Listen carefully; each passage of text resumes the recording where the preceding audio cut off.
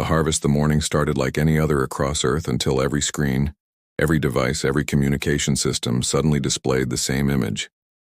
A being with metallic silver skin and eyes like burning coals stared at humanity through their own technology. The creature's voice resonated not through speakers but directly in human minds, transcending language barriers with telepathic precision. The being called itself Supreme Executor Thax of the Crexian Empire. For 3,000 years, the Crexians had ruled over 200 star systems, subjugating species they deemed worthy of servitude and eliminating those they found wanting. Earth had caught their attention through the electromagnetic signals humanity had been broadcasting into space for over a century. They found humanity's divided nature amusing, its wars primitive, and its compassion puzzling. Thax delivered the ultimatum with the casual indifference of someone ordering coffee. 10 million humans would be selected for what the Crexians called the evaluation. These individuals would demonstrate humanity's worth to the galactic community through trials of strength, intelligence, and endurance. The process would be broadcast across the Empire's territories as entertainment. Refusal meant immediate planetary sterilization. Humanity had 72 hours to comply. The world's governments convened in emergency sessions that accomplished nothing but arguments. Some wanted to fight. Though Earth's most advanced weapons were toys compared to the technology that could hijack every communication system simultaneously, others proposed negotiation, but the Crexians had ended their transmission without establishing two-way communication. The debate became moot when the aliens demonstrated their power by vaporizing Australia's Great Barrier Reef in less than 30 seconds, leaving only sterile ocean in its wake. The selection process tore at humanity's soul. Every nation struggled with the choice between volunteers and conscription. Parents offered themselves to protect their children. Children volunteered to save their elderly parents. Entire communities drew lots, leaving the selection to chance rather than choice. Religious leaders proclaimed it a test of faith. Scientists called it an opportunity for first contact. Soldiers saw it as humanity's first interstellar war. Lieutenant Colonel Sarah Mitchell volunteered within the first hour. A veteran of 3 combat tours, she reasoned that if humanity needed warriors, she would answer the call. Her decision inspired her entire battalion to volunteer alongside her. Dr. Chen Wei, a virologist who had helped develop vaccines that saved millions, volunteered because he believed understanding alien biology might be humanity's salvation. His research team of 12 joined him without hesitation. Marcus Thompson had nothing left to lose. His wife and daughter had died in a car accident 3 months earlier. When the lottery selected him, he felt relief rather than fear. Perhaps there was purpose in his survival after all. Across the globe, 10 million stories like these unfolded.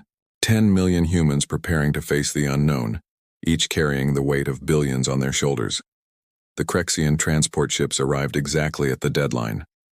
They descended through Earth's atmosphere like falling stars, their hulls rippling with energy fields that made them appear to phase in and out of reality. Each ship could hold 50,000 humans, and 200 ships darkened the skies above the gathering points. The vessels made no sound despite their massive size, each one larger than any structure humanity had ever built. The boarding process was eerily efficient. Beams of purple light enveloped the selected humans, lifting them gently but irresistibly into the ships. Families watching from beyond the cordons wept and prayed. Military personnel maintained order even as many of their own ascended into the alien vessels. News crews broadcast every moment to a world that could do nothing but watch. Inside the ships, the humans found themselves in vast chambers with walls that seemed to breathe. The air smelled of ozone and something sweet but unidentifiable. Gravity felt slightly lighter than Earth normal, and the temperature remained perfectly comfortable despite the lack of visible climate control. The Crexians had prepared for human physiology, which suggested they had been studying Earth far longer than anyone realized. The journey took 4 Earth days. During transit, the humans were provided with nutrition cubes that tasted like cardboard but satisfied hunger completely.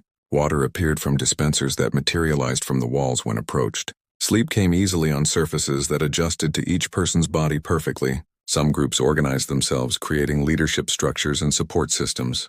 Others remained isolated, preparing mentally for whatever trials awaited them. Sarah Mitchell used the time to organize the military personnel into units. They had no weapons, no equipment, but they had training and discipline. She established communication protocols using hand signals, and organized physical training sessions to keep everyone sharp.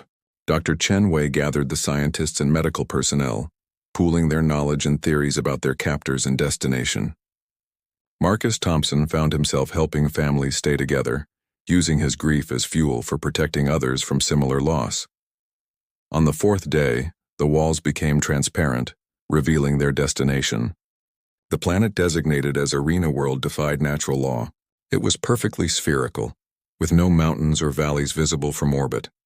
The entire surface was divided into hexagonal sections, each one containing different biomes and environments. At the planet's equator, a massive structure ringed the entire world like a belt.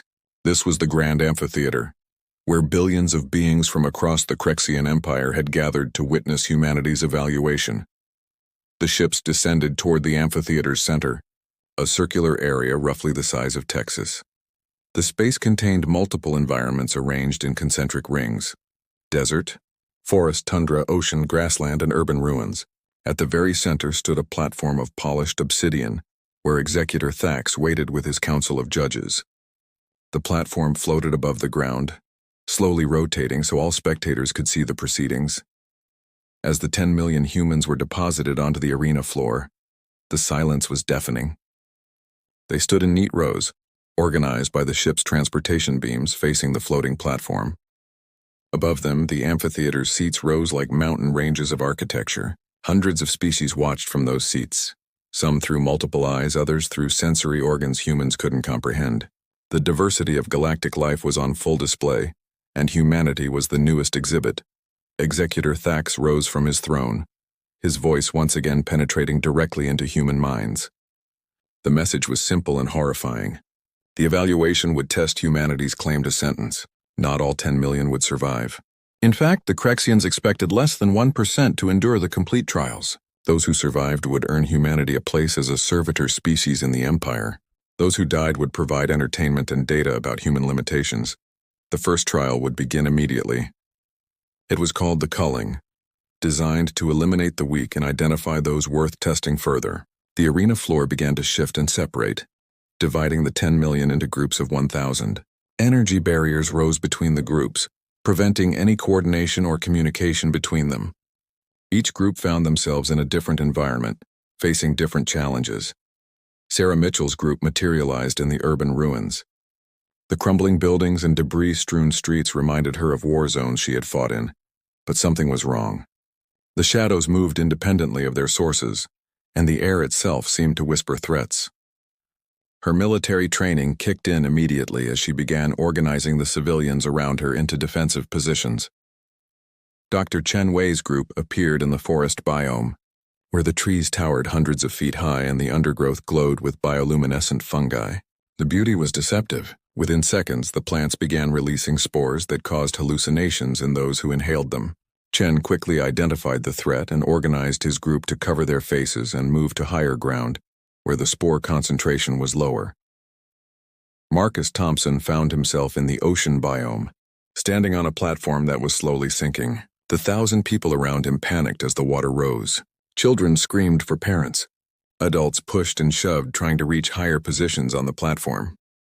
Marcus grabbed a crying child who had been separated from her mother and lifted her onto his shoulders. His actions inspired others to help rather than compete, and they began forming human chains to keep everyone above water. The Phoenix Ascension captain Maya Rodriguez woke to alarms screaming through the ship. Not the gentle chimes of a scheduled awakening, but harsh klaxons warning of immediate danger. She gasped as the cryogenic drugs flooded her system, forcing her muscles to work after 2 centuries of sleep.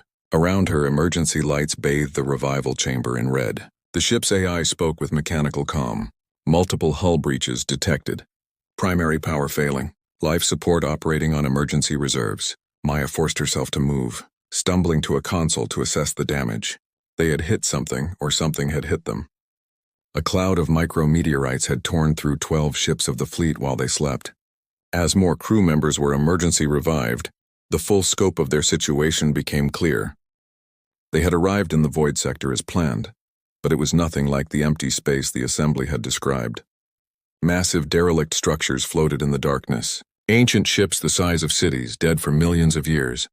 The debris field stretched for light years in every direction. Chief Engineer Ahmad Hassan ran scans on the nearest derelict. The technology was unlike anything in the Assembly's databases they had stolen before leaving. These ships were older than the oldest known civilizations. Whatever species built them had achieved a level of technology that made the Assembly look primitive. The decision to investigate was born of desperation. Their own ships were damaged and losing power. If they could salvage even basic components from the derelicts, it might mean the difference between survival and death. Maya led the first expedition team, using magnetic boots to walk across the hull of a massive vessel that dwarfed their entire fleet. Inside, they found wonders beyond imagination. Corridors that generated their own gravity, walls that repaired themselves when damaged, computer systems that operated on principles human science could barely comprehend. But most importantly, they found records. Historical databases that told the story of the predecessors, the first civilization to achieve interstellar flight. The predecessors had built an empire spanning half the galaxy before mysteriously vanishing. Their technology was so advanced that they had no need for planets. They built massive habitats in empty space, each one capable of supporting billions. They had achieved practical immortality, faster-than-light communication, and energy sources that could power entire star systems. Dr. Tanaka, daughter of the physicist who had planned their escape, made the crucial discovery. The predecessors hadn't died out or ascended to another plane of existence. They had deliberately hidden themselves, creating a pocket dimension where they could continue their civilization without interference. And they had left instructions for any species intelligent enough to find them. The test was simple but profound. Could humanity work together, all 500,000 of them, to repair and activate one of the predecessor stations? It would require every person to contribute, from the youngest child learning basic tasks to the oldest scientist applying decades of knowledge. There could be no divisions of nationality, religion, or ideology. It took 3 years. 3 years of living on emergency rations while they worked. 3 years of solving puzzles that required entirely new ways of thinking. 3 years of absolute cooperation because failure meant death. But when the station finally came online, it transformed everything. The station didn't just provide life support and living space. It was a factory that could build anything from base atoms. It was a school that could download knowledge directly into human brains. It was a medical facility that could cure any disease and extend human life indefinitely. Within a decade, the ragged fleet of refugees had become something unprecedented. They built more stations, each one hidden in the sensor dead zones created by the predecessor technology. They developed ships that could travel faster than light, without producing any detectable signatures. They created weapons that could disable entire fleets without killing a single being. But most importantly, they learned the truth about the Assembly. The records showed that the Assembly had encountered other young species like humanity over the millennia. Every single one had been rejected, quarantined, and left to die. It wasn't about protecting the galaxy from dangerous species. It was about maintaining the existing power structure. The older species didn't want competition. They didn't want change. As the hidden human empire grew, they began encountering other exiled species. The Kree, insectoid beings whose crime had been developing AI. The Morphs, shapeshifters who had been deemed too unpredictable. The Resonants, energy beings who communicated through music and had been labeled incompatible with galactic standards. Each species brought their own knowledge and perspectives.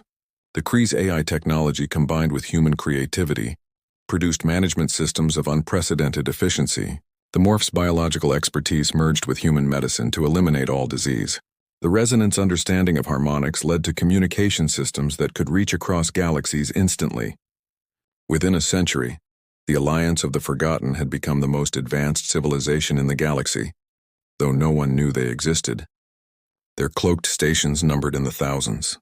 Their population had grown to billions through a combination of reproduction and life extension. They had surpassed the Assembly's technology in every measurable way. Admiral Sarah Chen, descendant of the diplomat who had first pleaded humanity's case, stood on the bridge of a ship that could have destroyed the entire Assembly fleet. But that wasn't the plan. Violence would only prove the Assembly right about humanity's nature. Instead, they had something far more devastating in mind. They began by secretly helping struggling species within Assembly space. Mysterious benefactors would arrive to prevent ecological disasters or cure plagues. disappearing before anyone could identify them. Pirate raids on vital supply routes would suddenly stop after the pirates' ships were found disabled and their crews unconscious but unharmed. The assembly grew nervous. Someone was operating in their space with technology they couldn't match or even detect. Their control was slipping. Member species began questioning why they needed the assembly's protection when someone else was doing a better job of providing it. The revelation came during the 10,000th anniversary of the assembly's founding. Every screen in every ship and station suddenly displayed the same message.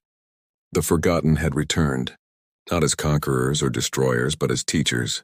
They offered every species a choice: join them in building a truly inclusive galactic community, or maintain the status quo and be left behind. The proof of their claims was undeniable. They demonstrated medical technology that made the Assembly's best hospitals look medieval. They showed educational systems that could turn any being into a master of any subject in months.